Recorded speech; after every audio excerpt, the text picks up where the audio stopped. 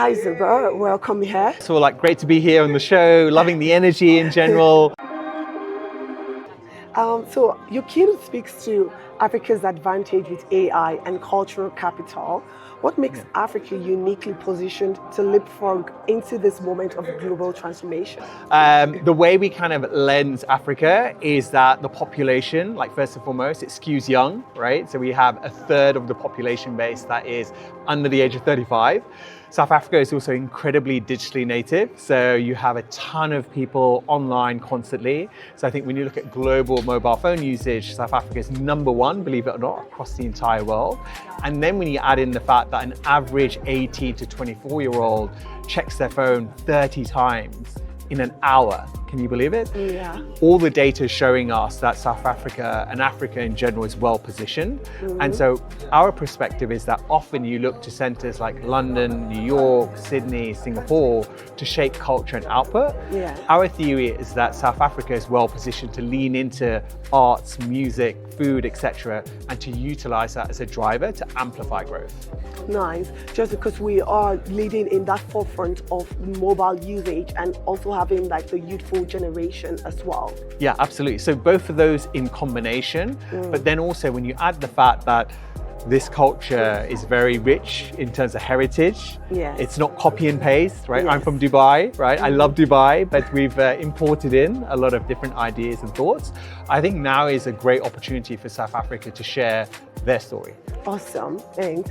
And if many fear AI as a threat, and they actually see it as a threat to jobs and opportunities, but when you frame it as an advantage, how can African businesses and leaders practically use AI to not only catch up, but to get ahead of global competitors?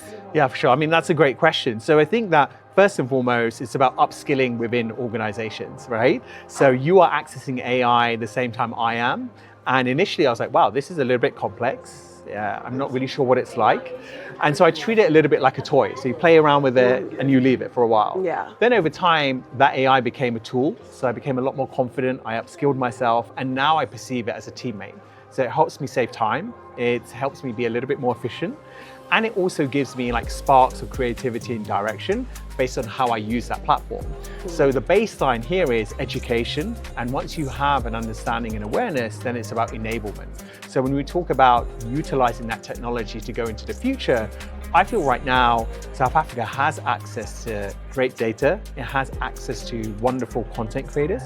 And it also has a lively and vibrant infrastructure, right? Commercially, South Africa wants to be one of the leading lights. Yeah. So in my opinion, there's no reason why in the future, it can't be South Africa that's defining cultural trends and business output. It doesn't always need to be Silicon Valley or Singapore. Yes, I love that. Thank you. And here at our agency, Fenam Digital, we really emphasize visibility for executives. So when you think about leaders and how they use AI, how can they use AI to amplify their voices and thought leadership while keeping it human with authenticity? Yeah, I mean, you're really on fire today because that's another great question, right? I should expect nothing more based on how fire your outfit is. Thank but you. Yeah, to answer that question, that is the biggest balancing act, right? So we have access to more data than ever, right? So 149 zettabytes of data was created in 2024. That may seem like a small amount, but to put it into context, 1 zettabyte has 21 zeros, right? That's a lot of zeros involved, right? Yeah. So when you think about the amount of data that's out there, that's data and that's content which is looking for attention, right? Yeah. And so it's the business leaders that are able to harness technology, but also to humanize that. Yeah. And so our theory, at least, is that storytelling, Yeah. genuinely connecting with your audience, and thereafter being in a position to be able to take people with you on that journey is probably the best way leaders can access that, right? Yeah. And I think so often it's easy to fall back on talk points, right? Yes. Technology is all about unstructured data and you bring it into a funnel, right? Yeah. It's not really about that. In my opinion, it's about maybe sharing the story of how a sports organization was struggling to drive food and beverage revenue, and all of a sudden they utilized AI, and through that they understood that in their stadiums, people were not buying some of their food product because they didn't like the taste of it. Something so simple.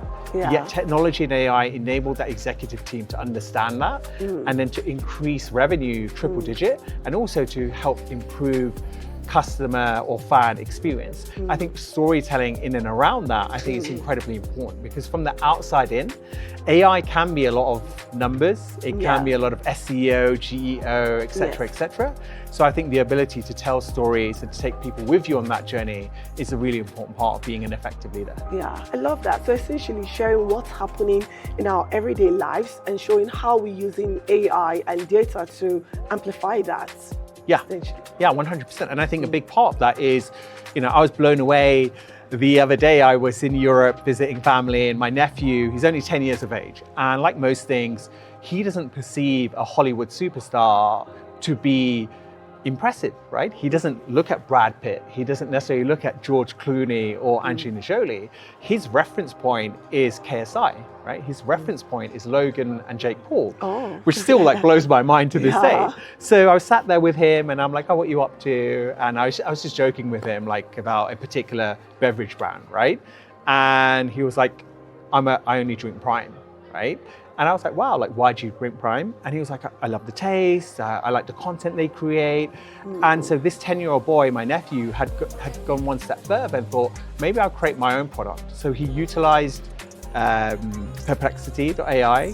He created the design of the bottle, the branding, and he's now testing out ingredients in his mother's kitchen, much to her dismay.